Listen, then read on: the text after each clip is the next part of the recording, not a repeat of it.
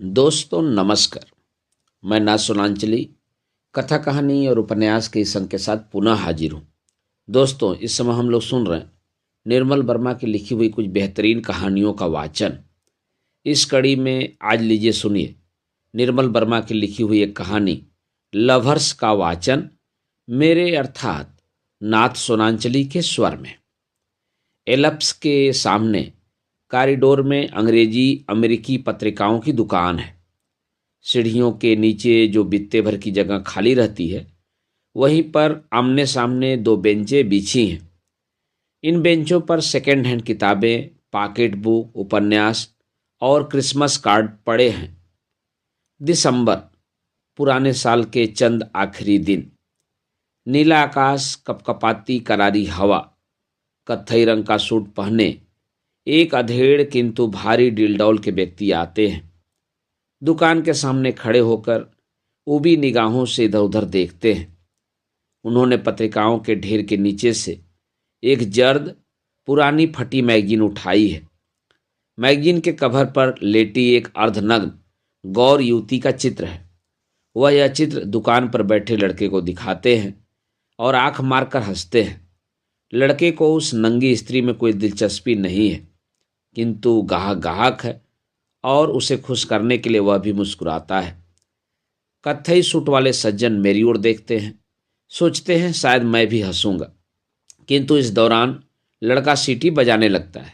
धीरे धीरे लगता है सीटी की आवाज़ उसके होठों से नहीं, उसकी छाती के भीतर से आ रही है।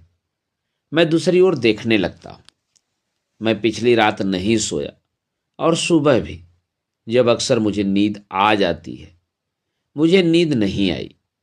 मुझे यहाँ आना था और मैं रात भर यही सोचता रहा कि मैं यहाँ आऊँगा, कॉरिडोर में खड़ा रहूँगा। मैं उस सड़क की ओर देख रहा हूँ जहाँ से उसे आना है, जहाँ से वह हमेशा आती है। उस सड़क के दोनों ओर लैंप पोस्टों पर लाल फेस्टून लगे हैं, बांसों पर झंडे लगाए गए हैं। आए दिन विदेशी नेता इस सड़क से गुजरते हैं। जब हवा चलती है फेस्टून गुब्बारे की तरह फूल जाते हैं। आकाश झंडों के बीच सिमट आता है, नीले लिफाफे सा। मुझे बहुत सी चीज़ें अच्छी लगती हैं।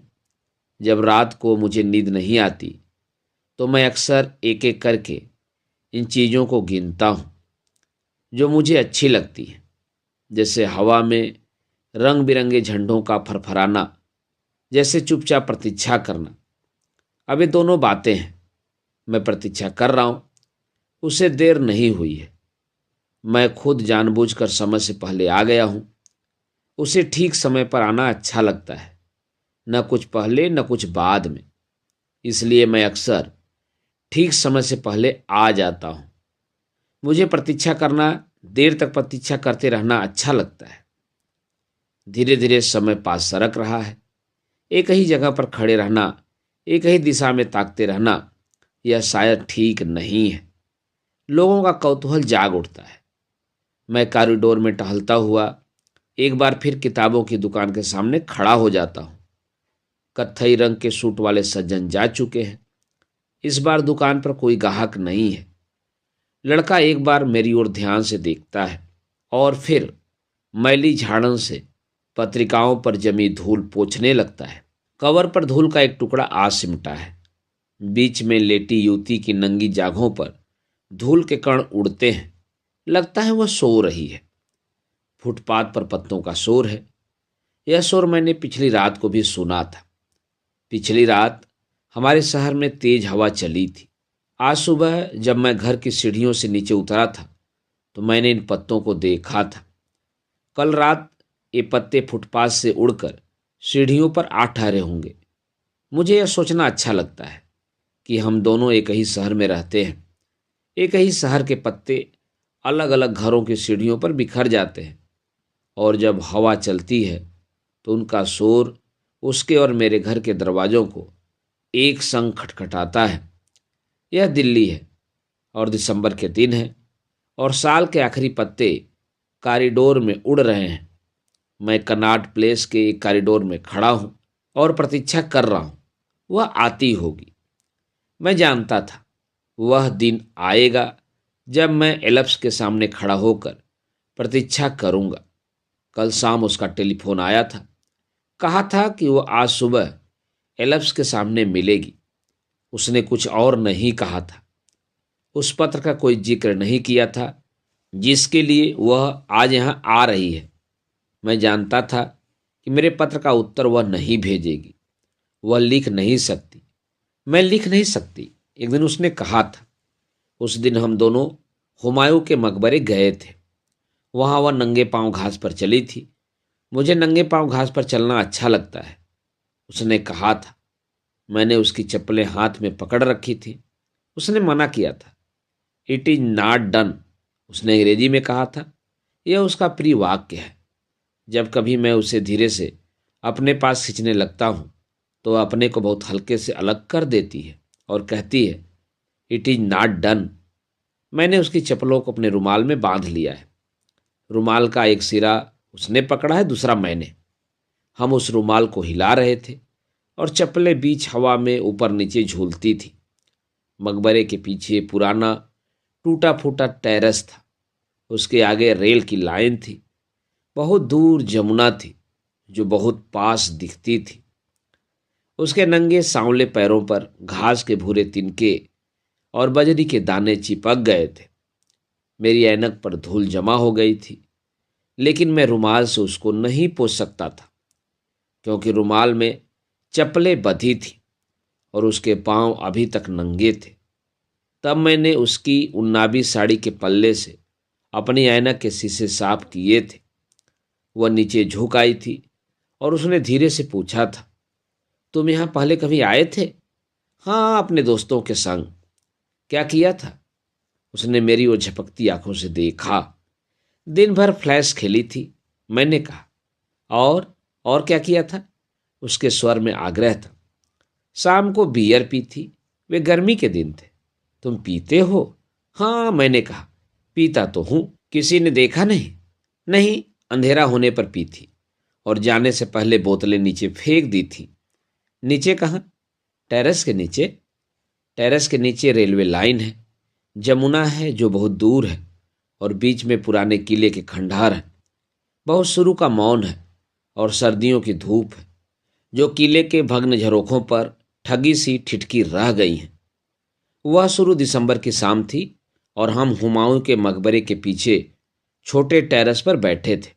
बाईं ओर पुराने किले के टूटे पत्थर थे, धूप में सोए से। सामने उबड़ खाबड़ मैदान था जिसे बाढ़ के दिनों में जमुना भिगो गई थी और जहां चूने सी सफेदी बिछल आई थी।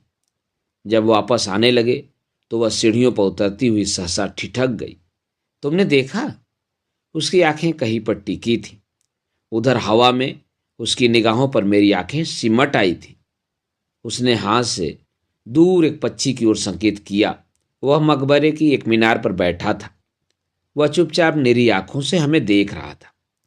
यह नीलकंठ है, तुमने कभी देखा है? उसने बहुत धीरे से कहा। नीलकंठ को देखना बड़ा शुभ माना जाता है। क्या हम दोनों के लिए भी? मैं हंसने लगा। मेरी हंसी से शायद वह डर गया और अपने पंख फैलाकर गुंबद के परे उड़ गया था। क्या हम दोनों के लिए भी? यह मैंने कहा था। नहीं, सिर्फ सोचा था। कुछ शब्द हैं जो मैंने आज तक नहीं कहे। पुराने सिक्कों की तरह वे जेब में पड़े रहते हैं। न उन्हें फेंक सकता हूं, न भुला पाता हूं। जब वो आई तो मैं उसके बारे में नहीं सोच रहा था। मैं क्रिकेट के बारे में, सिनेमा के पोस्टरों के बारे में और कुछ गंदे अश्लील शब्दों के बारे में सोच रहा था जो कुछ देर पहले मैंने पब्लिक लेबोरेटरी की दीवार पर पढ़े थे। ऐसा अक्सर होता है। प्रतीक्षा करते हुए मैं उस व्यक्ति को बिल्कुल भूल जाता हूँ जिसकी मैं प्रतीक्षा कर रहा हूँ। सामने जो पेड़ों की कतार है वह सिंधिया हाउस की क्रॉसिंग तक जाती है और वहाँ ट्रैफिक लाइट लाल से गुलाबी होती है और गुलाबी से हरी। जब वह आई तो मुझे भी कुछ भी पता नहीं चला था। मैं ट्रैफिक लाइट को देख रहा था और वह मेरे पास चली आई थी, बिल्कुल पास, बिल्कुल सामने। उसने काली साल ओढ़ रखी है और उसके बाल सूखे हैं।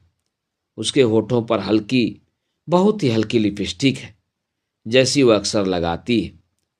तुम क्या बहुत देर से खड़े हो? उसने पूछा। मैं तुमसे पहले आ गया था। कब से इंतजार करते रहे हो? पिछले 1 हफ्ते से, मैंने कहा। वो हंस पड़ी। मेरा मतलब यह नहीं था। तुम यहाँ कब आए थे? मैं नहीं चाहता कि वह जाने कि मैं रात भर जागता रहा हूँ।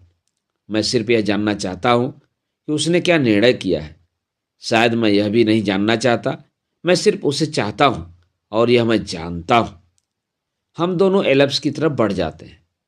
दरवाजे पर खड़ा लड़का हमें सलाम करता है। वह दरवाजा खोलकर भीतर चली जाती है। मैं क्षण भर के लिए बाहर ठिठक जाता हूँ। लड़का मुझे देखकर मुस्कुराता है। वह हम दोनों को पहचानने लगा है। उसने हम दोनों को कितनी बार यहाँ एक संग आते देखा है। एल्प्स के भीतर अंधेरा है, या शायद अंधेरा नहीं है। हम बाहर से आए हैं इसलिए सब कुछ धुंधला सा लगता है। बाहर दिसंबर की मुलायम धूप है। जब कभी दरवाजा खुलता है, धूप का एक सांवला सा धब्बा खरगोश की तरह भागता हुआ घुस आता है, और जब तक दरवाजा दोबारा बंद नहीं होता, वह पियानो के नीचे दुबका सा बैठा रहता है। आज अखबार में देखा? उसने पूछा। नहीं, मैंने सिर हिला दिया। शिमला में बर्फ गिरी है। तभी कल रात इतनी सर्दी थी। उसने कहा। मैं सारी खिड़कियां बंद करके सोई थी। कल रात मैं जागता रहा था। मैंने सोचा, और बाहर सूखे पत्तों का शोर होता रहा था। दिसंबर के दिनों में बहुत से पत्ते गिरते हैं, रात भर गिरते हैं। तुमने बर्फ देखी है, निंदी? उसने पूछा। हाँ, क्यों? सच? आश्चर्य से उसकी आंखें फैल गई। तब मैं बहुत छोटा था। अब तो कुछ भी याद नहीं रहा। मैंने कहा। तुम अब भी बहुत छोटे लगते हो, उसने हंसकर कहा। जब तुम फुल स्लीव का स्वेटर पहनते हो। उसने अपने छोटा सा पर्स पास की खाली कुर्सी पर रख दिया और अपने दोनों हाथ साल से बाहर निकाल लिए। वह मेरे स्वेटर को देख रही थी। मैं उसके हाथों को। उसके दोनों हाथ मेज पर टिके हैं। लगता है जैसे वे उससे अलग हों। वे बहुत नर्वस हैं, आधे खुले हुए, आधे भींचे हुए। लगता है वे किसी अदृश्य चीज को पकड़े हुए हैं। हम कोने में बैठे हैं, जहां वेटर ने हमें नहीं देखा है। सुबह इतनी जल्दी बहुत कम लोग यहाँ आते हैं। हमारे आसपास की मेज कुर्सियां खाली पड़ी हैं। डांसिंग फ्लोर के दोनों ओर लाल शेड से ढपे लैंप जल रहे हैं। दिन के समय इनसे अधिक रोशनी नहीं आती। जो रोशनी आती है वह सिर्फ इतनी कि आसपास का अंधेरा दिख सके। कुछ फासले पर डांसिंग फ्लोर की दाईं ओर जॉर्ज और उसकी फियांस ने मुझे देख लिया है और मुस्कुराते हुए हवा में हाथ हिलाया है। जॉर्ज एल्प्स का पुराना ड्रमर है। 10:30 बजे ऑर्केस्ट्रा का प्रोग्राम आरंभ होगा। तब तक वह खाली है। वह जानता है मैं आज इतनी सुबह क्यों आया हूँ। वह मुझसे बड़ा है और मेरी सब बातें, खुली छिपी सब बातें जानता है। उसने मुझे देखा और मुस्कुराते हुए अपनी फियांसे के कानों में कुछ धीरे से फुसफुसाने लगा। वह अपना सिर मोड़कर गहरी उत्सुक आंखों से मुझे मुझे और उसे देख रही है। उसकी आंखों में अजीब सा कौतूहल है। यदि जॉर्ज उसकी बांह को खींचकर झिझोड़ न देता तो शायद वह देर तक हम लोगों को देखती रहती। मेरे एक हाथ में सिगरेट है, जिसे मैंने अभी तक नहीं जलाया। दूसरा हाथ टांगों के नीचे दबा है। मैं आगे झुककर उसे दबाता हूं। मुझे लगता है जब तक वह मेरे बोझ के नीचे बिल्कुल नहीं भिज जाएगा, तब तक ऐसे ही कांपता रहेगा। वेटर आया। मैंने उसे कोना काफी लाने के लिए कह दिया। वह चुप बैठी रही, कुर्सी पर रखे अपने पर्स को देखती रही। मैंने सोचा था तुम फोन करोगी, मैंने कहा। उसने मेरी ओर देखा। उसकी आंखों में हल्का सा विस्मय था। तुम काफी अजीब बातें सोचते हो, उसने कहा। शायद यह गलत था, मैंने कहा। शायद तुम नाराज हो। पता नहीं, शायद हूं, उसने कहा। मैं हंसने लगा। क्यों? तुम हंसते क्यों हो? कुछ नहीं, मुझे कुछ याद आ गया। क्या याद आ गया? उसने पूछा। तुम्हारी बात। It is not done. उसका निचला होठ धीरे से कांपा था। तितली सा जो उड़ने को होती है और फिर कुछ सोच कर बैठी रहती है। तुम उस दिन ठीक समय पर घर पहुंच गई थी। किस दिन? जब हम हुमायूं के मकबरे से लौटे थे। नहीं, बस नहीं मिली। बहुत देर बाद स्कूटर लेना पड़ा। उस रात बड़ा अजीब सा लगा। कैसा अजीब सा? मैंने पूछा। देर तक नींद नहीं आई, उसने कहा।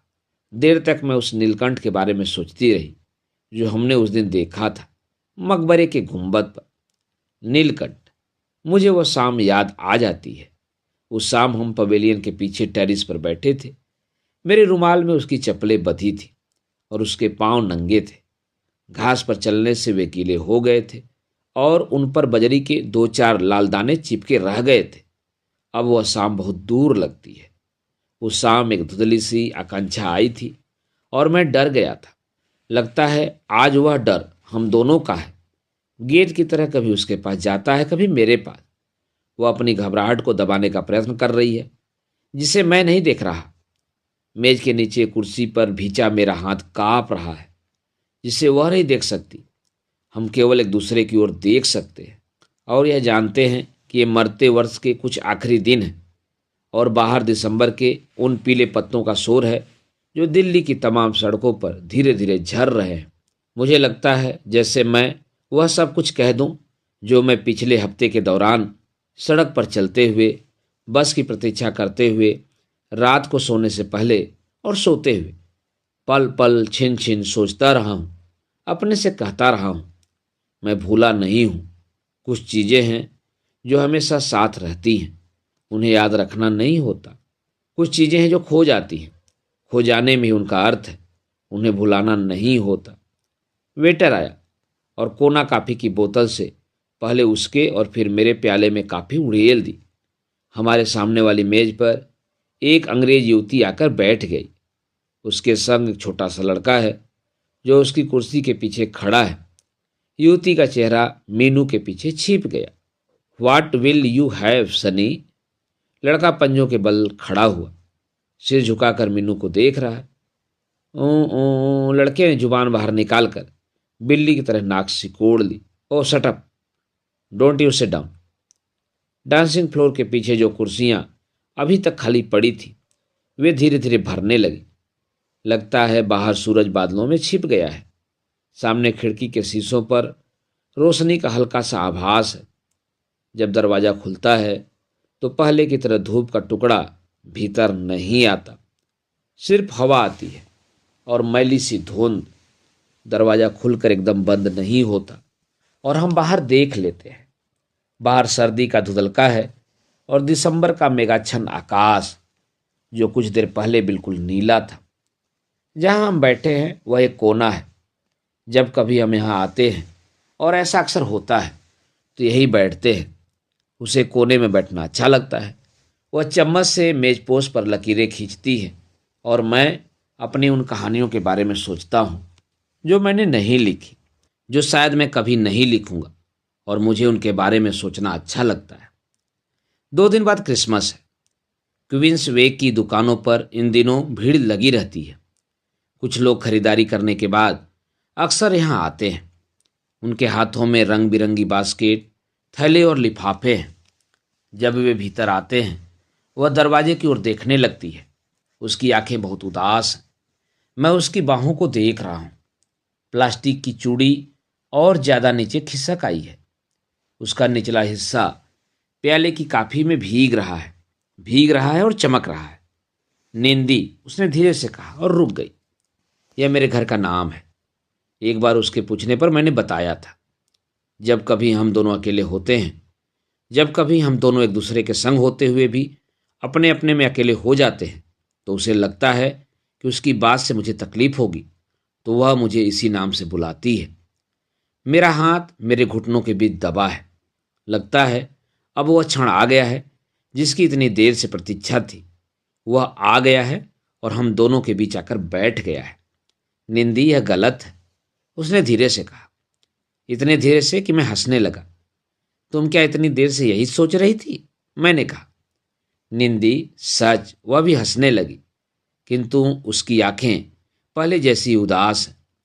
मैंने इस तरह कभी नहीं सोचा था। किस तरह? मैंने पूछा। जैसे तुमने मुझे लिखा था।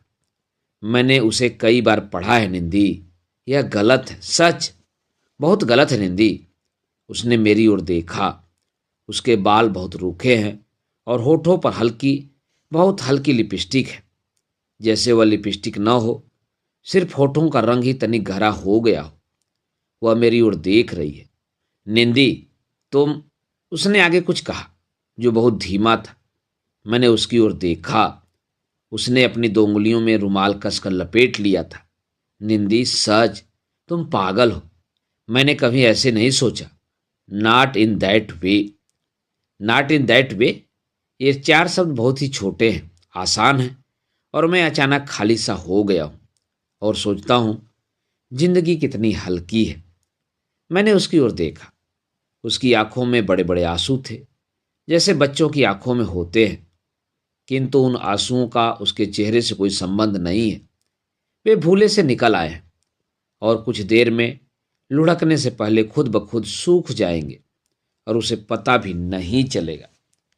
लेकिन शायद कुछ है जो नहीं सूखेगा। मैं कल रात यही सोचता रहा था कि अगर वह न कह देगी तो क्या होगा। अब उसने कह दिया है और मैं वैसा ही हूं, कुछ भी नहीं बदला। जो बचा रह गया है वह पहले भी था, वह सिर्फ है जो उम्र के संग बढ़ता जाएगा और खामोश रहेगा, बंद दरवाजे की तरह, उड़ते पत्तों और पुराने पत्थरों की तरह, और मैं जीता रहूंगा। उसके चेहरे पर शर्म और सहानुभूति का अजीब सा घुला मिला भाव है। सहानुभूति मेरे लिए, शर्म शायद अपने पर। निंदी, क्या तुम नाराज हो? मैं अपना सिर हिलाता हूं। हाँ, तुम अब मुझे बुरा समझते होगे। मैं हंस देता हूं। मैं अब बिल्कुल शांत हूं। टांगों के नीचे मेरा हाथ नहीं कांप रहा। जब हम यहां आए थे तब सब कुछ धुतला धुतला सा दिख रहा था। लगा था जैसे सपने में मैं सब कुछ देख रहा हूं। सपना अब भी लगता है। उसकी साल, उसकी सफेद मुलायम बाहें, लेकिन अब वे ठोस है, वास्तविक है। मैं चाहूं तो उन्हें छू सकता हूं और उन्हें छूते हुए मेरा हाथ नहीं कांपेगा। Nindi, we can be friends can't we? उसने अंग्रेजी में कहा। जब वह किसी बात से बहुत जल्दी घबरा जाती है तो हमेशा अंग्रेजी में बोलती है और मुझे उसकी यह घबराहट अच्छी लगती है। मैं कुछ भी नहीं कहता, क्योंकि कुछ भी कहना कोई मानी नहीं रखता, और यह मुझे मालूम है कि जो कुछ मैं कहूँगा वह नहीं होगा। जो कहना चाहता हूँ वह शब्दों से अलग है। इसलिए 15-20 वर्ष बाद जब मैं दिसंबर की सुबह को याद करूँगा तो शब्दों के सहारे नहीं, याद करने पर बहुत सी बेकार निरर्थक चीज़ें याद आएंगी। जैसे वह क्रिसमस के 2 दिन पहले की सुबह थी। हम एल्प्स में बैठे थे और बाहर दिसंबर के पीले पत्ते हवा में झरते रहे थे। क्योंकि यह कहानी नहीं है, ये कुछ ऐसी बातें हैं जिनकी कहानी कभी नहीं बनती। यही कारण है कि मैं बार बार मन ही मन दोहरा रहा हूं। ये वर्ष के अंतिम दिन है। बाहर दुकानों पर क्रिसमस और न्यू ईयर कार्ड बिक रहे हैं। यह दिल्ली है, हमारा शहर। बरसों से हम दोनों अलग अलग घरों में रहे हैं, किंतु आज की सुबह हम दोनों अपने अपने रास्तों से हटकर इस छोटे से काफे में आ बैठे हैं, कुछ देर के लिए। कुछ देर बाद वो अपने घर जाएगी और मैं जॉर्ज के कमरे में चला जाऊंगा। सारी शाम पीता रहूंगा। सच निंदी, कांट वी बी फ्रेंड्स? उसके स्वर में भीगा सा आग्रह था। मैं मुस्कुराता हूं। मुझे एक लंबी सी जम्भाई आती है। मैं उसे दबाता नहीं। अब मैं बिना शर्म महसूस किए उससे कह सकता हूं कि कल सारी रात मैं जागता रहा था। क्या सोच रहे हो? उसने पूछा। बर्फ के बारे में, मैंने कहा। तुमने कहा था कि शिमले में कल बर्फ गिरी थी। हाँ, मैंने अखबार में पढ़ा था और मैं देर तक तुम्हारे बारे में सोचती रही थी। रात भर बर्फ गिरती रही थी और मुझे पता भी नहीं चला। इसीलिए कल रात इतनी सर्दी थी। मैं अपने कमरे की सारी खिड़कियां बंद करके सोई थी। उसने कहा, जब कभी शिमले में बर्फ गिरती है तो दिल्ली में हमेशा सर्दी बढ़ जाती है। कुछ देर पहले मैं एल्प्स के आगे खड़ा था। मैं पहले आ गया था और ट्रैफिक लाइट को देखता रहा था। मैंने 10 तक गिनती गिनी थी। सोचा था यदि 10 तक पहुंचते पहुंचते बत्ती का रंग हरा हो जाएगा तो वह हाँ कहेगी, नहीं तो नहीं। किंतु अब मैं शांत हूं। और निंदी, उसने कहा, तुमने यदि पत्र में न लिखा होता तो अच्छा रहता। अब हम वैसे नहीं रह सकेंगे जैसे पहले थे। और मैं जागता रहा था। मैंने सोचा तुमने नहीं सुना। कल रात देर तक दिल्ली की सुनी सड़कों पर पत्ते भागते रहे थे। मैंने कहा। मैं खिड़कियां बंद करके सो गई थी। उसने कहा, और मुझे सपने में हुमायूं का मकबरा दिखाई दिया था। तुम जोर से हंसे थे और बेचारा नीलकंठ डर से उड़ गया था। हम दोनों चुप बैठे रहे। कुछ देर बाद उसकी पलकें ऊपर उठी। क्या सोच रहे हो? उसने पूछा। मैं चुपचाप उसकी ओर देखता रहा। बर्फ के बारे में, मैंने धीरे से कहा। हम उठ खड़े होते हैं। ऑर्केस्ट्रा शुरू होने वाला है और हम उसके शुरू होने से पहले ही बाहर चले जाना चाहते हैं। दरवाजे के पास आकर मैं ठहर जाता हूँ और आखिरी बार पीछे मुड़कर देखता हूँ। मेजपोश पर वे लकीरें अभी अंकित हैं जो अनजाने में उसने चम्मच से खींच दी थी। उन लकीरों के दोनों ओर 2 प्याले हैं जिनसे हमने अभी काफ़ी पी थी। वे दोनों बिल्कुल पास पास पड़े हैं और कुछ देर तक वैसे ही पड़े रहेंगे जब तक बैरा उन्हें उठाकर नहीं ले जाता। वे 2 कुर्सियां भी हैं जिन पर हम इतनी देर से बैठे रहे थे और जो अब खाली हैं। कुछ देर तक वे वैसी ही खाली प्रतीक्षारत पड़ी रहेंगी। जॉर्ज की फियांस ने मुझे देखा है। वह मुझे देखती हुई शरारत भरी दृष्टि से मुस्कुरा रही है। वह समझती है हम दोनों लवर हैं। जॉर्ज ने शायद उसे बताया होगा। जॉर्ज स्टेज पर ड्रम के आगे बैठा है। कुछ ही देर में ऑर्केस्ट्रा शुरू हो जाएगा। जॉर्ज ने भी मुझे देख लिया है। वह धीरे से ड्रम स्टिक हवा में घुमाता है। गुड लक, उसने कहा और धीरे से आंखें दबा दी। मैं बाहर चला गया। बाहर बादल छट गए हैं। कॉरिडोर में धूप सिमट आई है। एल्प्स के बाहर अंग्रेजी पत्रिकाओं की दुकानों पर कुछ लोग जमा हो गए हैं। सामने क्वींस वे की दुकानों के आगे भीड़ लगी है। क्रिसमस रिडक्शन सेल की तख्तियों पर टंगे रंग बिरंगे रिबन हवा में चलने से फरफराने लगते हैं। उनके पीछे दिसंबर का नीला आकाश फैला है। मुझे एक लंबी सी जम्हाई आती है और आंखों में पानी भर जाता है। क्या बात है? उसने पूछा। कुछ नहीं, मैंने कहा। मुझे कुछ क्रिसमस कार्ड खरीदने हैं, मेरे संग आओगे? उसने कहा। चलो, मैंने कहा। मैं बिल्कुल खाली हूं। हम दोनों क्वींस वे की ओर चलने लगते हैं। जरा ठहरो, मैं अभी आता हूं। मैं पीछे मुड़ गया और तेजी से कदम बढ़ाता हुआ अमेरिकी पत्रिकाओं की दुकानों के सामने आ खड़ा हुआ। पुरानी पत्रिकाओं का ढेर मेरे सामने बेंच पर रखा था। मैं उन्हें उलटफेर कर नीचे से एक मैगजीन उठा लेता हूँ। वही कवर है जो अभी कुछ देर पहले देखा था। वही बीच का दृश्य है जिस पर अर्धनग्न युवती धूप में लेटी है। क्या दाम है? मैंने पूछा। लड़के ने मुझे देखा, दाम बताया और मुस्कुराते हुए सीटी बजाने लगा। दोस्तों, अभी आप सुन रहे थे निर्मल वर्मा की लिखी हुई एक कहानी लवर्स का वाचन मेरे अर्थात नाथ सोनांचली के स्वर में।